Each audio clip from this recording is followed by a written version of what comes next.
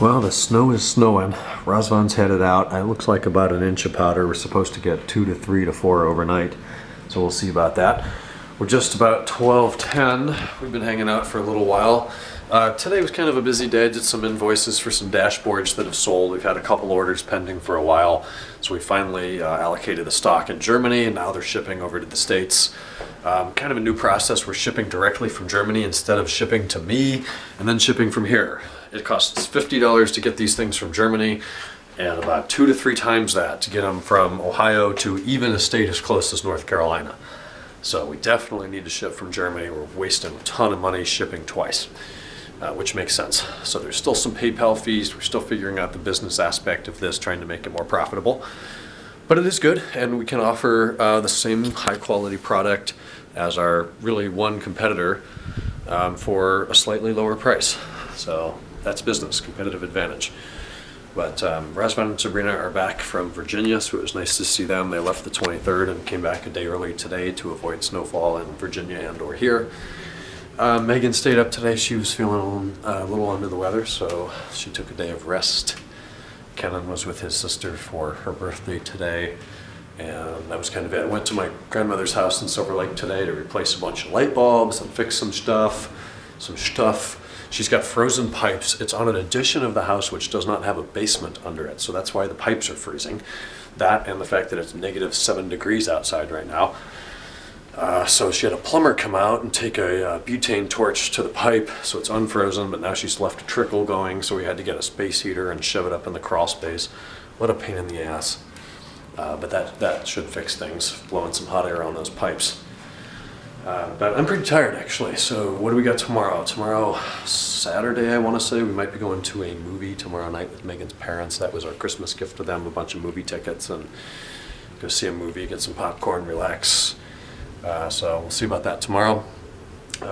Fixed a squeak in the floor today, that was fun. Found a nice, really loud one right about here. So, hey, we don't have anything else today. I'll go down and show you how to fix a squeaky floor. What I've always done before is from the top, like before you install new carpeting, you just use screws instead of nails to attach the plywood subfloor to the 2x10 floor joists.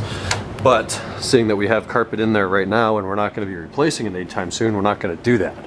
So the squeak was right here, not a function of the joint in plywood subfloor, but a function of the subfloor not being properly attached to the 2x10. So the builders of this house got lazy, and you'll see better over here. Look at those nails. They completely missed the 2x10 when pounding the nails in from the top. So like that right there is a nail that's supposed to be inside of this 2x10, but they missed it, so it's on the outside.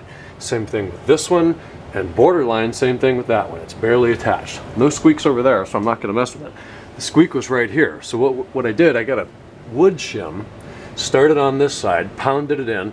So the squeak is caused by not wood on wood, but the plywood subfloor wood on the shank of the nail going through it, moving up and down on that nail, not permanently attached to the 2x10. So your options are permanently attach it with a screw from above. That's out. I already have carpet up there. I'm not going to drill through carpeting. Then your other option is to come down here, get a wooden shim, pound it in there till it's tight. So now the wood is no longer rubbing on the shank of the nail, but the gap is filled with the wooden shim.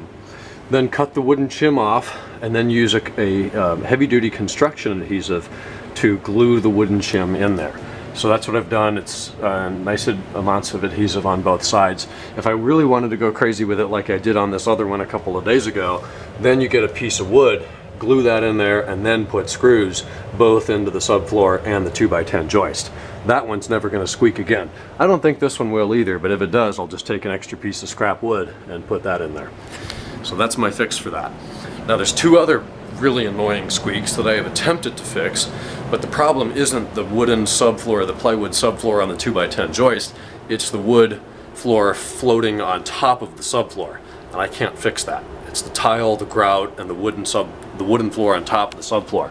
I tried to reattach, you can see I've tried to put a shim in there, it wasn't that. I put those 4 nails in, affixing the subfloor to the 2x10. It wasn't that, it's the floor on top of the subfloor, and I have no way to fix that. So that one still squeaks.